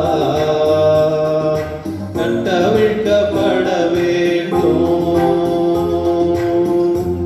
கட்டப்பட்டிருக்கிற மனிதர்கள் எல்லாவரையும் கட்டவிழ்க்கும்படியாக, ஜீவகாலம் எல்லாம் மரண பயத்திலே கிடந்தவர்களை எல்லாம், அந்த அடிமைதனத்திற்கு உள்ளானவர்களை எல்லாரையும் விடுதலை பண்ணும்படி இயேசு இந்த உலகத்திலே மாம்சத்திலே வெளிப்பட்டார். அவர் மாம்சத்திலே வந்ததினாலே கட்டப்பட்ட வாழ்க்கையில இருந்து நாம் அவிழ்க்கப்பட்ட ஒரு சூழ்நிலைக்குள்ளே நாம் கடந்து வந்திருக்கிறோம். ஹல்லேலூயா, ஹல்லேலூயா, பிரைஸ் தி லார்ட். இரண்டாவதாக நாம் பார்க்கும் பொழுது இந்த கழுதைக்கு ஏற்பட்ட இரண்டாவது ஒரு மாற்றம் என்னவென்று சொன்னால், அந்த கழுதையானது மார்க் 11ஆம் அதிகாரம் 7வது வசனத்தில் இப்படியாய் வேதம் சொல்லுகிறது, அவர்கள் அந்த குட்டியை இயேசுவினிடத்தில் கொண்டு வந்து அதன் மேல் தங்கள் வஸ்திரங்களை போட்டார்கள் என்று பார்க்கிறோம். இரண்டாவதாக இந்த இடத்திலே நாம் காண்கிற இன்னொரு காரியம் என்னவென்று சொன்னால், இந்த கழுதை ஆயத்தமாக்கப்பட்டது. இயேசு கிறிஸ்து இந்த கழுதையின் மீது ஏறி செல்லுவதற்கு இந்த கழுதை ஆயத்தமாக்கப்பட்டது என்பதை நாம் இங்கே அறிந்து கொள்கிறோம். பிரியமான தேவனுடைய பிள்ளைகளே, அந்த சீஷர்கள் என்ன செய்கிறார்கள்? அந்த குட்டியை இயேசுவினிடத்திலே கொண்டு வருகிறார்கள். அதுவரைக்கும் அந்த குட்டியானது அந்த ஓரத்திலே, அந்த சேத்துல, மண்ணில ஒருவேளை அசுத்தமாய் இருந்திருக்கலாம். இயேசு கிறிஸ்து ஏறி செல்லும்படியாக இவர்கள் அந்த குட்டியை அப்படியே கொண்டு வந்து இயேசுவை அப்படியே ஏற்றிவிடவில்லை. மாறாக என்ன செய்தார்கள்? இயேசுவிடம் கொண்டு வந்த அந்த குட்டியை என்ன செய்தார்கள்? அதன் மீது வஸ்திரங்களை போட்டார்கள் என்று சொன்னால் அதை சுத்தப்படுத்தி அது இயேசு ஏறி செல்வதற்கு வேண்டிய விதத்திலே தங்களுடைய வஸ்திரங்களை எல்லாம் அந்த கழுதையின் மீது போட்டார்களாம். பிரியமான தேவனுடைய பிள்ளைகளே, இயேசு கிறிஸ்து சவாரி செய்வதற்கு அந்த குட்டியானது ஆயத்தமாக்கப்பட்டது அல்லது அலங்கரிக்கப்பட்டது என்பதை நாம் இந்த இடத்திலே நாம் புரிந்து கொள்கிறோம். பிரியமான தேவனுடைய பிள்ளைகளே, கட்டவிழ்த்து கொண்டு வந்தது மாத்திரமல்ல, அந்த கழுதையை அலங்கரித்தார்கள். அலங்கரிக்கப்பட்ட ஒரு சூழ்நிலையில் அந்த கழுதை மாறினது. அதற்கு ஏற்பட்ட இரண்டாவது ஒரு மாற்றம் என்ன? அது அலங்கரிக்கப்பட்டது. சங்கீத பகுதியிலே நாம் வாசிக்கும் பொழுது சங்கீதம் 149 சங்கீதம் 4வது வசனத்திலே நாம் இப்படியாய் வாசிக்கிறோம்: கர்த்தர் தம்முடைய ஜனத்தின் மேல் பிரியம் வைக்கிறார், சாந்த குணம் உள்ளவர்களை ரட்சிப்பினால் அலங்கரிப்பார் என்று வாசிக்கிறோம். பிரியமானவர்களே, ஆண்டவராகிய தேவன் தன்னுடைய ரட்சிப்பை கொடுத்து பாவத்திலிருந்து அவிழ்த்து கொண்டு வந்தது மாத்திரமல்ல, தன்னுடைய ரட்சிப்பை கொடுத்து இலவசமான தன்னுடைய இரத்தத்தினாலே சம்பாதித்த மீட்பை நமக்கு கொடுத்து அலங்கரித்திருக்கிறார். இன்றைக்கு நாம் அநேக நேரங்களிலே நம்முடைய வாழ்க்கையை நாம் பல்வேறு விதங்களிலே மற்றவர்கள் பார்ப்பதற்கு நாம் ஒரு கவர்ச்சியாகவோ அல்லது நம்ம ஒரு பகடாகவோ தெரிவதற்கு நம்மை நாம் அலங்கரித்துக் கொள்ளுகிறோம். நம்முடைய வீட்டை அலங்கரிக்கிறோம். நாம் வைத்திருக்கிற பொருட்களினாலே நம்மை பார்க்கிறவர்கள் எல்லாரும் இவ்வளோ பெரியவர்கள், இவர்கள் சிறப்பானவர்கள் என்று நம்மை எல்லாரும் மெச்சிக்கொள்ளுகிற வண்ணமாக நாம் நம்மை காண்பிப்பதற்கு நம்மை நாமே அலங்கரித்துக் கொள்கிறோம். பிரியமான தேவனுடைய பிள்ளைகளே, ஆண்டவராகிய இயேசு கிறிஸ்து தன்னுடைய ரட்சிப்பை நமக்கு கொடுத்து நம்மை அலங்கரித்திருக்கிறார். நம்முடைய ஆவிக்குரிய வாழ்க்கையில நாம் அந்த ரட்சிப்பை பெற்று அந்த ரட்சிப்பினுடைய அலங்கரிப்பு ஆகிய எல்லா நற்பண்புகளையும் பெற்றிருக்கிறோமா என்பதை இன்றைக்கு நாம் சிந்தித்து பார்க்க வேண்டியது அவசியமாயிருக்கிறது. ஆகவேதான் அப்போஸ்தலனாகிய பேதுரு சொல்லும் பொழுது 1 பேதுரு 3ஆம் அதிகாரம் 3வது வசனத்திலே இப்படியாய் சொல்லுகிறார்: மயிரை பின்னி பொன்னாபரணங்களை அணிந்து உயர்ந்த வஸ்திரங்களை உடித்துக் கொள்ளுதலாகிய புறம்பான அலங்கரிப்பு உங்களுக்கு அலங்காரமாய் இராமல் 4வது வசனத்தில் சொல்லுகிறார்: அழியாத அலங்கரிப்பாய் இருக்கிற சாந்தமும் அமைதலும் உள்ள ஆவியுமாகிய இருதயத்தில் மறைந்திருக்கிற குணமே உங்களுக்கு அலங்காரமாய் இருக்க கடவது, அதுவே தேவனுடைய பார்வையில் விலையேற பெற்றது என்று இங்கே சொல்லுகிறதை பார்க்கிறோம். பிரியமான தேவனுடைய பிள்ளைகளே, இயேசு கிறிஸ்து தன்னுடைய இரத்தத்தை சிந்தி உங்களையும் என்னையும் நம்மை ரட்சிப்பினாலே அலங்கரித்திருக்கிறார். காரணம் என்னன்னா, நாம விலையேற பெற்ற வெளி அலங்காரத்தை நாம் அலங்கரித்து கொண்டு பகடாய் மற்றவர்களுக்கு காட்சி அளிப்பதற்காக அல்ல. அதனால நாம சுத்தமா இருக்க கூடாதா, நம்ம நல்லா ட்ரெஸ் பண்ணக்கூடாதா, விலை உயர்ந்த தங்கங்கள் பொன் ஆபரணங்களை போடக்கூடாதா அப்படி என்று நாம் கேட்போமானால் வேதம் அதற்கு முரண்பாடாக காரியத்தை சொல்லவில்லை. அந்த சுத்தத்தை விரும்புகிற நாம், அந்த பகடான வாழ்க்கையை விரும்புகிற நாம் அதை காட்டிலும் மேலானதாக நம்முடைய வாழ்க்கையில் இருக்கிற குணாதிசயங்களிலே அதிக அக்கறை உள்ளவர்களாய் இருக்க வேண்டும் என்று வேதம் நமக்கு சொல்லுகிறது. புறம்பான அலங்கரிப்பு உங்களுக்கு அலங்காரமாயிராது. அது ஒருவேளை நம்மை பார்க்கிறவர்கள் நம்மை ஒருவேளை பெருமையாய் நினைக்க வேண்டும் என்று நாம் எண்ணலாம். ஆனால் அவைகளை ஆண்டவர் பெருமையாக எண்ணுவதே கிடையாது. மாறாக அவர் நம்மிடத்திலே விலையேற பெற்றதாக எதை அலங்கரிப்பாக எதை பார்க்கிறார் என்று சொன்னால், அங்கே 4வது வசனத்தினுடைய கடைசி பகுதி சொல்கிறது: இருதயத்தில் மறைந்திருக்கிற அமைதலுள்ள ஆவியாகிய இருதயத்தில் மறைந்திருக்கிற குணமே உங்களுக்கு அலங்காரமாய் இருக்க கடவுது என்று அங்கே சொல்லுகிறதை பார்க்கிறோம். நம்முடைய குணம் எப்படிப்பட்டதா இருக்கிறது? அவிழ்க்கப்படாத சூழ்நிலையிலே இருந்த நாம் அப்பொழுது இருந்த அதே குணத்தோடு கூட இன்றைக்கும் நாம் வாழ்ந்து கொண்டிருக்கிறோமா? இயேசு கிறிஸ்து நம்மை அலங்கரிப்பதற்காக, அவருக்கு வேண்டும் என்று சொல்லி நம்மை அலங்கரிக்கும்படியாக தன்னுடைய இரத்தத்தையே சிந்து ரட்சிப்பை நமக்கு கொடுத்து அவர் நம்மை அலங்கரித்திருக்கிறார். ரட்சிப்பினுடைய மேன்மையை நாம் வெளிப்படுத்துவதற்கு நம்முடைய குணாதிசயங்களை எந்த அளவுக்கு நாம் ஆண்டவருக்கு முன்பதாய் விலையேற பெற்றதாய் நாம் மாற்றி கொண்டிருக்கிறோம். இன்றைக்கு ஒரு தீர்மானத்தை நாம் எடுப்போம். ஆண்டவரே, வெளிப்பிரகாரமான அலங்காரத்தை மாத்திரமல்ல, எங்களுடைய உள்ளான வாழ்க்கையிலே, என்னுடைய ஆவிக்குரிய வாழ்க்கையிலே, என்னுடைய பண்புகளிலே நாங்கள் உமக்கு முன்பதாக விலையேற பெற்றவர்களாய் நாங்கள் காட்சியளிப்பதற்கு ஆண்டவரே எங்களுக்கு கிருபை செய்யும் என்று சொல்லி கேட்போமா? நீதிமொழிகள் 31 அதிகாரம் 10வது வசனம் இப்படியாய் சொல்கிறது, குணசாலியான ஸ்திரீயை கண்டுபிடிப்பவன் யார்? அவளுடைய விலை முத்துக்களை பார்க்கிலும் விலை உயர்ந்தது என்று சொல்லி பார்க்கிறோம். முத்துக்களை பார்க்கிலும் உயர்ந்ததாம். எனக்கு அன்பார்ந்த தேவனுடைய பிள்ளைகளே, நம்முடைய குணங்களை, குண திசைகளை, பண்புகளை இந்த காலை வேளையிலே நாம் எப்படிப்பட்டதாய் இருக்கிறது என்பதை யோசித்து பார்ப்போம். இந்த ஒருவேளை இந்த 21 நாட்கள் ஊரடங்கு சட்டத்தினாலே ஒரு இடத்துல நாம் உட்கார்ந்து கொண்டிருக்கிறோமே, ஒவ்வொரு நாளும் உட்கார்ந்து நாம் யோசிப்போம், நான் செய்வதெல்லாம் சரிதானா? நான் வாழ்ந்து கொண்டிருக்கிற வாழ்க்கை சரிதானா? நான் கடவுளுக்கு முன்பதாய் உண்மை உள்ளவனாய் இருக்கிறேனா? நான் கடவுளுக்கு முன்பதாக விலையேற பெற்ற பண்புகளை உடையவனாய் இருக்கிறேனா என்பதை நாம் யோசித்து பார்ப்போம். நாம் கொஞ்சம் யோசித்து பார்த்தோம் ஆனால் நாம் வாழ்கிற வாழ்க்கை எப்படிப்பட்டது என்பதை நாம் நிச்சயமாகவே புரிந்து கொள்ள முடியும். பிரியமான தேவனுடைய பிள்ளைகளே, அன்புக்கும் கருணைக்கும் இரக்கத்திற்கும் ஒரு அடையாளமாக அன்னை தெரேசாவை சொல்லுவார்கள். இன்றைக்கு உங்களையும் என்னை பார்த்து அப்படி சொல்லுகிறார்களா? மன்னிப்பின் மாண்பிற்கு இலக்கணமாக கிரகம் ஸ்டெயினுடைய மனைவியை சொல்லுகிறார்கள். இப்படி ஒவ்வொரு பண்புகளுக்கும் சில மனிதர்களை இந்த உலகம் அடையாளம் காண்பிக்கிறது. இன்றைக்கு தேவனுக்கு முன்பதாக நாம் எந்த விதத்திலே அலங்கரித்து கொண்டிருக்கிறோம்? வெளிப்பிரகாரமான புறமான அலங்கரிப்பு நமக்கு அலங்காரமாக மேன்மையாக தெரிகிறதா? அப்படியானால் ஆண்டவருடைய சமூகத்தில் நாம் நிச்சயமாய் விலையேற பெற்றவர்களாய் இருக்கவே முடியாது. ஆண்டவர் எதிர்பார்க்கிற அலங்கரிப்பு என்னன்னா, உள்ளான பண்புகளிலே நாம் மேலானவர்களாய் இருக்க வேண்டும். அன்பிலேயும் சாந்த குணத்திலேயும் இரக்கத்திலேயும் கருணையிலேயும் மன்னிக்கிற பண்புகளிலேயும் இப்படிப்பட்டதான பண்புகளிலே நாம் இன்னும் அதிகமாய் ஆண்டவருக்கு முன்பதாக விலையேற பெற்றவர்களாய் நாம் மாறுவதற்கு ஆண்டவர் தாமே நமக்கு கிருபை செய்வராக. மூன்றாவதாக, இந்த கழுதைக்கு ஏற்பட்ட இன்னொரு மாற்றம், 3 மாற்றங்களை நான் உங்களுக்கு சொல்லும்படியாய் விரும்புகிறேன். முதலாவது நாம் சிந்தித்தோம், இந்த கழுதையினுடைய கட்டு அவிழ்க்கப்பட்ட ஒரு நிலை. கழுதைக்கு ஏற்பட்ட ஒரு மாற்றம் என்ன? அதுவரைக்கும் கட்டப்பட்டிருந்தது, அது அவிழ்க்கப்பட்டது.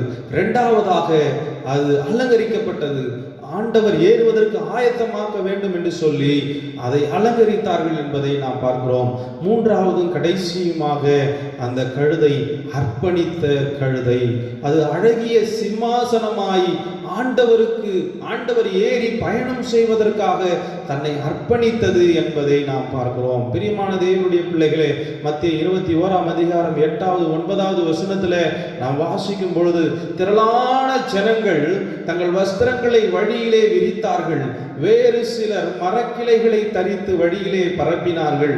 முன்னடப்பாரும் பின்னடப்பாரும் ஆகிய திரளான ஜனங்கள் தாவீதின் குமாரனுக்கு ஓசன்னா, கர்த்தரின் நாமத்தினாலே வருகிறவர் ஸ்தோத்திரிக்கப்பட்டவர், உன்னதத்திலே ஓசன்னா என்று சொல்லி ஆர்ப்பரித்தார்கள் என்று எழுதப்பட்டிருக்கிறது. பிரியமான தேவனுடைய பிள்ளைகளே, இந்த கழுதையானது இயேசு தன் மீது ஏறுவதற்கு தன்னை அர்ப்பணித்தது என்பதை நாம் இந்த பகுதியிலே நாம் அறிந்து கொள்கிறோம். இயேசு தன் மீது ஏறுவதற்கு இந்த கழுதை அர்ப்பணித்தது. பாருங்க, அங்க இருக்கிற அது சூழ்நிலை எல்லாம் வித்தியாசமான ஒரு சூழ்நிலையை அது பார்க்கிறது. அது வரைக்கும் கட்டப்பட்ட ஏதோ ஒரு ஓரத்திலே ஒரு மூலையிலே கட்டப்பட்டு கிடந்த இந்த கழுதை இயேசுவை தன் மீது ஏற்றி கொள்ளும்படியாக அது அர்ப்பணித்தது. சுத்தம் பண்றாங்க, அதை அலங்கரிக்கிறாங்க, அதெல்லாம் அதுக்கு ஒரு வித்தியாசமான ஒரு அனுபவம்.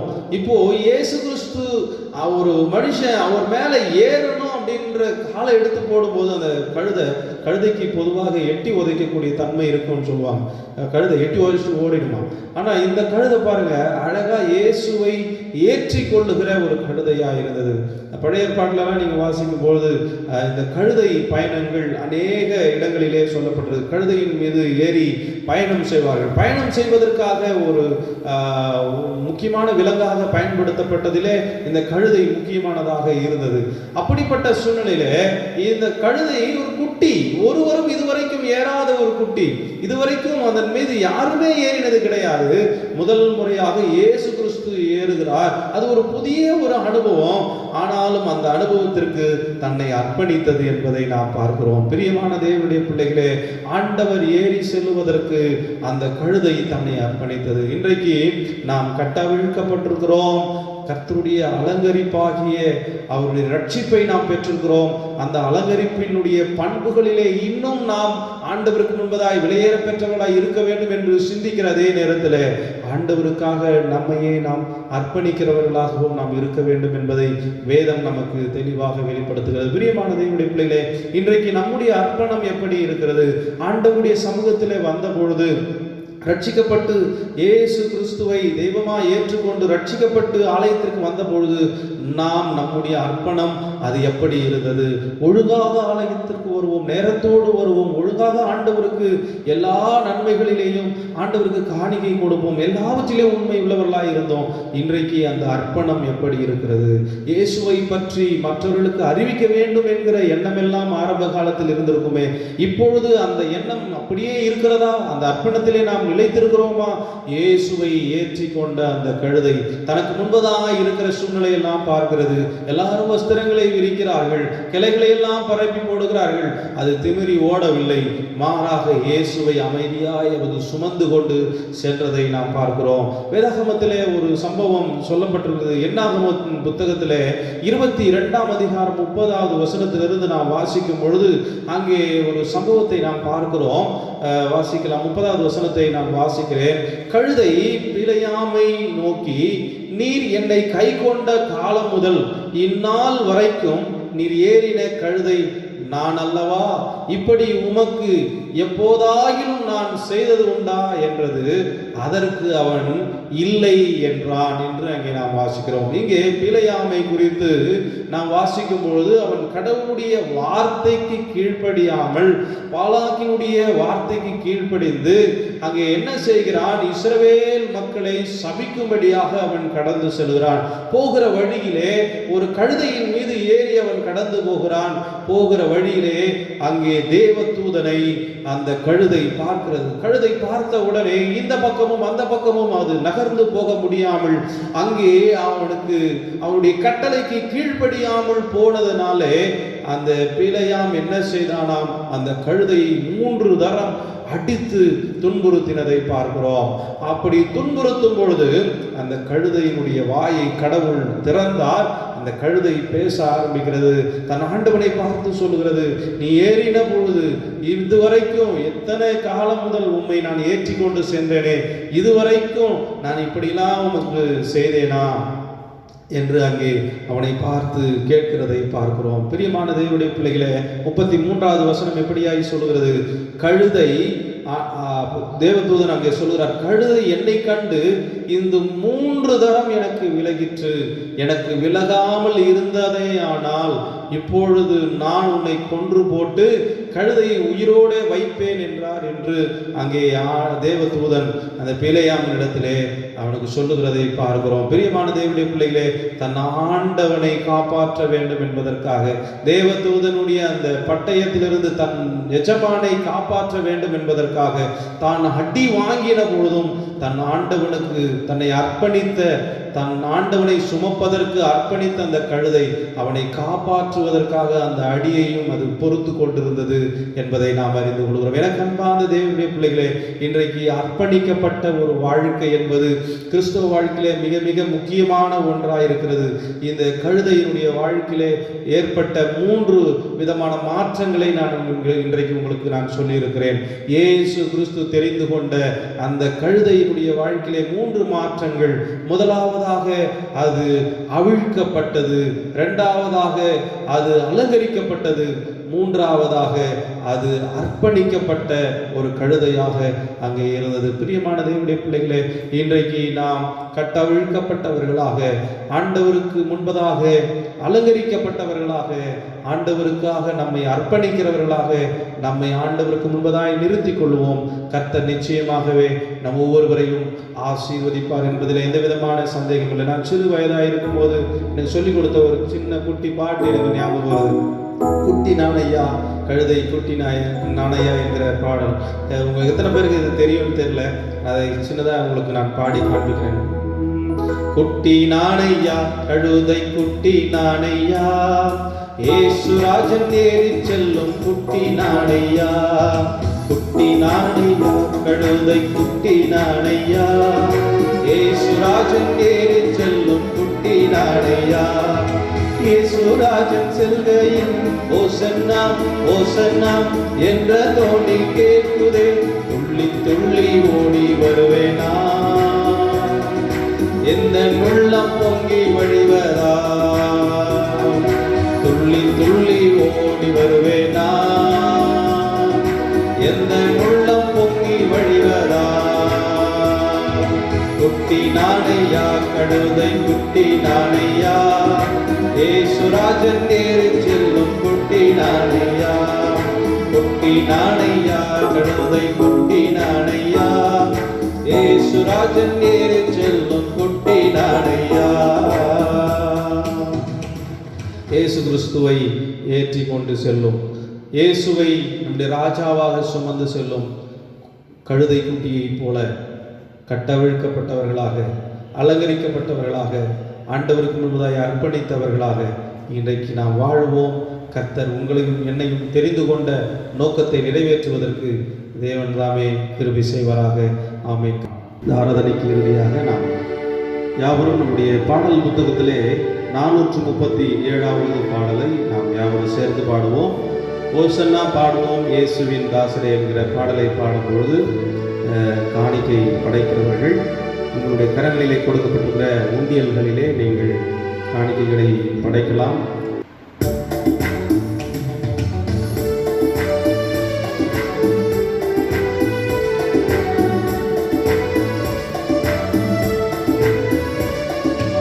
ஓசன்னா பாடுவோம் இயேசுவின் தாசரே, தாவீதின் குமாரனுக்கு உன்னதத்தில் ஓசன்னா. ஓசன்னா பாடுவோம் இயேசுவின் தாசரே, தாவீதின் குமாரனுக்கு உன்னதத்தில் ஓசன்னா. முன்னும் பின்னும் சாலேம் நகர் சின்ன பலர் பாடினார், முன்னும் பின்னும் சாலேம் நகர் சின்ன பலர் பாடினார். அன்று போல இங்கு நாமும் அன்பாய் துதி பாடுவோம். ஓசன்னா பாடுவோம் இயேசுவின் தாசரே, தாவீதின் குமாரனுக்கு உன்னதத்தில் ஓசன்னா. சின்ன மரி மீதிலேறி அன்பர் தவறி போனார், சின்ன மரி மீதிலேறி அன்பர் தவறி போனார். இன்னும் என்னகத்தில் அவர் என்றும் அரசாளுவார். ஓசன்னா பாடுவோம் இயேசுவின் தாசரே, தாவீதின் குமாரனுக்கு உன்னதத்தில் ஓசன்னா. பாலகரின் கீதம் கேட்டு பாசமாக மகிழ்ந்தார், பாலகரின் கீதம் கேட்டு பாசமாக மகிழ்ந்தார். ஜாலர் வீணையோடு பாடி தாளமுத்தி போற்றுவோம். ஓசன்னா பாடுவோம் இயேசுவின் தாசரே, தாவீதின் குமாரனுக்கு உன்னதத்தில் ஓசன்னா. ஓசன்னா பாடுவோம் இயேசுவின் தாசரே, தாவீதின் குமாரனுக்கு உன்னதத்தில் ஓசன்னா. ஊரு தோளை ஞாயிற்றெல்லாம் ஊரு பாதம் பாடினோம், ஊரு தோளை ஞாயிற்றெல்லாம் ஊரு பாதம் பாடினோம். கூடி அருள் பெற்று நாமும் பிரியரை போற்றுவோம். ஓசன்னா பாடுவோம் இயேசுவின் தாசரே, தாவீதின் குமாரனுக்கு உன்னதத்தில் ஓசன்னா. ஓசன்னா பாடுவோம் இயேசுவின் தாசரே, தாவீதின் குமாரனுக்கு உன்னதத்தில் ஓசன்னா. கண்களை மூடி ஆண்டவரை நோக்கி பார்க்கலாம். கடவுள் இந்த நாளின் ஆராதனையை நமக்கு ஆசீர்வதித்து தந்ததற்காக ஆண்டவருக்கு நாம் நன்றி சொல்லுவோம். இந்த நாளிலே நாம் கிடைத்திருக்கிற எல்லா காணிக்கைகளையும் ஆண்டவர் ஏற்றுக்கொண்டு அதனுடைய ஆசீர்வாதத்தை, நன்மையை நமக்கு இந்த நாட்களிலே அவர் பன்மடங்காய் திருப்பி கொடுக்கிற ஆண்டவராய் இருக்கிறபடினாலே ஆண்டவருடைய சமூகத்திலே நன்றி செலுத்தி இந்த ஆராதனையுடைய ஆசீர்வாதத்திற்காக நாம் ஜெபம் செய்வோம். நேசிக்கிற நல்ல ஆண்டவரே, இந்த ஆசீர்வதிக்கப்பட்டதான இந்த நல்ல நாளின் காலை பொழுதுக்காக நன்றி சொல்லுகிறோம். ஆண்டவரே, இந்த ஆராதனையிலே உம்முடைய சமூகத்திலே நாங்கள் கூடி வந்து உம்மை ஆராதிப்பதற்கு தேவனாக கர்த்தர் கொடுத்த இந்த நல்ல நேரத்திற்காக நன்றி சொல்லுகிறோம். சுவாமி, இந்த நாளிலே நாங்கள் கேட்ட உம்முடைய திருவார்த்தைகளுக்காக நன்றி சொல்லுகிறோம். ஆண்டவரே, பாடின பாடல்கள், ஜெபித்த ஜெபங்கள், வாசித்த வேத பகுதிகள், தியானித்த எல்லா சத்தியங்களையும் எங்களுக்கு நீர் ஆசீர்வதித்து தந்தீரே, அதற்காக நன்றி சொல்லுகிறோம். ஆண்டவரே, என்னுடைய சிஐடி நகர் திருச்சபையை கடவுள் நீர் ஆசீர்வதிப்பீராக. எங்கள் திருச்சபையிலே நீர் கொடுத்திருக்கிற ஆண்டவரே ஸ்தோத்திரிக்கிறோம். எங்களுடைய போதகர்களுக்காக, விசேஷமாக என்னுடைய தலைமை போதகருக்காக, அவருடைய குடும்பத்திற்காக, ஆண்டவரே உதவி போதகராகிய அடியேடுக்காக, குடும்பத்திற்காக, என் திருச்சபையில கொடுத்திருக்கிற ஒவ்வொரு மூப்பர்களுக்காக, அவருடைய குடும்பங்களுக்காக, ஆண்டவரே எங்களுடைய திருச்சபையில நீ தந்திருக்கிற ஒவ்வொரு ஆண்டவரே டீக்கன்மார்களுக்காக நன்றி சொல்லுகிறோம். ஆண்டவரே, உங்களுடைய பிள்ளைகளுடைய வாழ்க்கையிலே கர்த்தர் நீர் நல்லவராக, போதுமானவராக, வேண்டிய எல்லா கிருபைகளையும் நன்மைகளையும் இந்த நாட்களில் நீர் தரும்படியாக நாங்கள் செபிக்கிறோம். என் திருச்சபையில் தந்திருக்கிற எல்லா விசுவாச குடும்பங்களுக்காய் ஸ்தோத்திரிக்கிறோம். ஆண்டவரே, எங்கள் திருச்சபையில் இருக்கிற ஒவ்வொரு விசுவாச குடும்பங்களையும் கர்த்தர் நீர் ஆசீர்வதிப்பீராக. இந்த நாளிலே ஆண்டவரே, இந்த நாட்களிலே அவர்கள் சந்திக்கிற எல்லா விதமான இடர்பாடுகளில் இருந்து, பிரச்சனைகளில் இருந்து, போராட்டங்களில் இருந்து ஆண்டவர் நீர் உம்முடைய பிள்ளைகளுக்கு அதிசயமான நன்மைகளை நீர் கட்டளையிடும்படியாய் நாங்கள் செபிக்கிறோம். குறிப்பாய் ஆண்டவரே ஸ்தோத்திரிக்கிறோம். எங்கள் திருச்சபையிலே நீர் தந்திருக்கிற ஒவ்வொரு ஆண்டவரே வயோதிபர்களையும் உம்முடைய சமூகத்தில் நினைவு கூறுகிறோம். ஆங்காங்கே பரவி இருக்கிற இந்த வியாதி விக்னங்கள் அவர்களை அணுகாதபடிக்கு விசேஷித்த கிருபையினாலே நீர் மூடி மறைக்கும்படியாய் உம்முடைய சமூகத்தில் செபிக்கிற ஆண்டவரே, திருச்சபையில் இருக்கிற ஒவ்வொரு வாலிப சகோதர சகோதரிகளுக்காக, அவர்களுடைய வாழ்வினுடைய சூழ்நிலைகள் எல்லாவற்றிலேயும் ஆண்டவரே, இந்த தனிமைப்படுத்தப்பட்டிருக்கிற நாட்களிலே இன்னும் கர்த்தரை அண்டி பிழைத்துக் கொள்ளும்படியாய், உம்மை நெருங்கி சேரும்படியாய் ஆண்டவரின் கிருபை பாராட்டும்படியாய் நாங்கள் செபிக்கிறோம். என் திருச்சபையினுடைய ஒவ்வொரு சிறு பிள்ளைகளுக்காய் ஸ்தோத்திரம். ஒவ்வொரு பிள்ளைகளை நீர் ஆசீர்வதிப்பீராக. ஆண்டவரே ஸ்தோத்திரிக்கிறோம். எங்கள் திருச்சபை விசுவாசிகளுடைய ஆண்டவரே பொருளாதாரத்தில் இருக்கிற எல்லா குறைவுகளையும் ஆண்டவர் நீர் மாற்றுவீராக. வருமானங்கள் அற்ற ஒரு சூழ்நிலை ஆண்டவரே ஸ்தோத்திரம். தொழில்கள் எல்லாம் முடக்கப்பட்டிருக்கிறது ஆண்டவரே ஸ்தோத்திரிக்கிறோம். எல்லா வியாபாரங்களும் முடக்கப்பட்டிருக்கிறது. உடைய பிள்ளைகள் கஷ்டத்தோடு வேதனையோடு கூட இருப்பார்களே, இயேசுவின் நாமத்திலே ஒவ்வொருவருக்கும் வேண்டிய கிருபைகளை நீர் தருவீராக. ஒவ்வொரு நாளும் அவர்களை போஷிப்பீராக, வழிநடத்துவீராக. தெய்வீக கரத்தினாலே நீர் தாங்கும்படியாய் நாங்கள் செபிக்கிறோம். இந்த ஆராதனை மூலமாய் உண்டாகிற துதி ஸ்தோத்திரங்கள் மகிமை எல்லாவற்றையும் உமக்கு நாங்கள் செலுத்துகிறோம். நீர் ஏற்று அங்கீகரிப்பீராக. குறிப்பாக ஆண்டவரே, என்னுடைய தேசத்தில் ஆண்டவர் சீக்கிரமாய் இந்த கொரோனா வியாதியிலிருந்து ஜனங்களை காப்பாற்றும்படியாய், இந்த வியாதியை முழுவதுமாய் அகற்றி போடும்படியாய் நம்முடைய சமூகத்தில் நாங்கள் மன்றாடுகிறோம். ஆண்டவரே, ஒவ்வொரு துறைகளும் இறங்கி இதிலே பல்வேறு வேலைகளை செய்து கொண்டிருக்கிறார்கள். தங்களால் ஆன மட்டும் மக்களுக்கு உதவி செய்து கொண்டிருக்கிறார்கள். ஆண்டவரே, எங்களுடைய திருச்சபைகள், ஊழியக்காரர்கள், விசுவாசிகள் எல்லாரும் எழுமி நின்று ஏக மனதாய் ஒரு மனதோடு கூட நாங்கள் எல்லாரும் கரங்கோர்த்து ஆவியிலே ஒன்றிணைந்து உம்முடைய சமூகத்தை நோக்கி செபிக்கிறோம். எங்கள் தேவனாகிய கர்த்தர் எங்களுடைய தேசத்தை பாதுகாப்பீராக என்று சொல்லி திறப்பின் வாதையிலே நின்று உம்முடைய சமூகத்திலே இந்த காலை வேளையிலே மன்றாடுகிறோம். கர்த்தர் இந்த வாதையை முழுவதுமாய் எங்கள் தேசத்திலிருந்து அழித்து போடுவீராக. தேவனாகிய கர்த்தர் எங்கள் தேசத்தை பாதுகாக்கும்படியாய் நாங்கள் செபிக்கிறோம். ஆண்டவரே, இந்த வாதைகளினாலே பாதிக்கப்பட்டிருக்கிறதான இந்த கொரோனாவினாலே ஆண்டவரே, யாரெல்லாம் பாதிக்கப்பட்டிருக்கிறார்களோ அவர்கள் மீதெல்லாம் ஆண்டவருடைய வல்லமை இறங்கும்படியாய், அவர்களை சுகமாக்கும்படியாய் நாங்கள் செபிக்கிறோம். இந்த திருச்சபையை சுற்றி வாழ்ந்து கொண்டிருக்கிற ஒவ்வொருவர் மீதும் தேவ ஆரோக்கியம், பாதுகாப்பு இந்த காலை பொழுதிலே உண்டாகும்படியாய் செபிக்கிறேன். ஆண்டவரே, ஒவ்வொரு குடும்பங்களையும் ஆண்டவரே ஜாதி மத எந்த வேறுபாடும் இன்றி எல்லாரையும் நேசிக்கிற ஒரே தெய்வம் நீர். ஆகவே ஒவ்வொருவரையும் நீர் பாதுகாப்பீராக. ஆண்டவரே சோதரிக்கிறோம், எங்களுக்கு பாதுகாப்பாய் எங்களுக்கு பராமரிப்பாக இருந்து கொண்டிருக்கிறதான எங்களுடைய தமிழகத்தினுடைய காவல்துறையினருக்காக, ஆண்டவரே துப்புரவாளர்களுக்காக, மருத்துவர்களுக்காக, ஆண்டவரே மின்சாரத்துறையிலே பணி செய்கிறவர்களுக்காக, அரசியல்வாதிகளுக்காக, தலைவர்களுக்காக, ஆண்டவரே அரசாங்க துறையிலே பணியாற்றுகிறவர்களுக்காக நாங்கள் செபிக்கிறோம். எங்கள் தேவனாகிய கர்த்தர் ஒவ்வொருவரையும் நீர் இந்த நாட்களிலே விசேஷமான பாதுகாப்பை தந்து பாதுகாப்பீராக.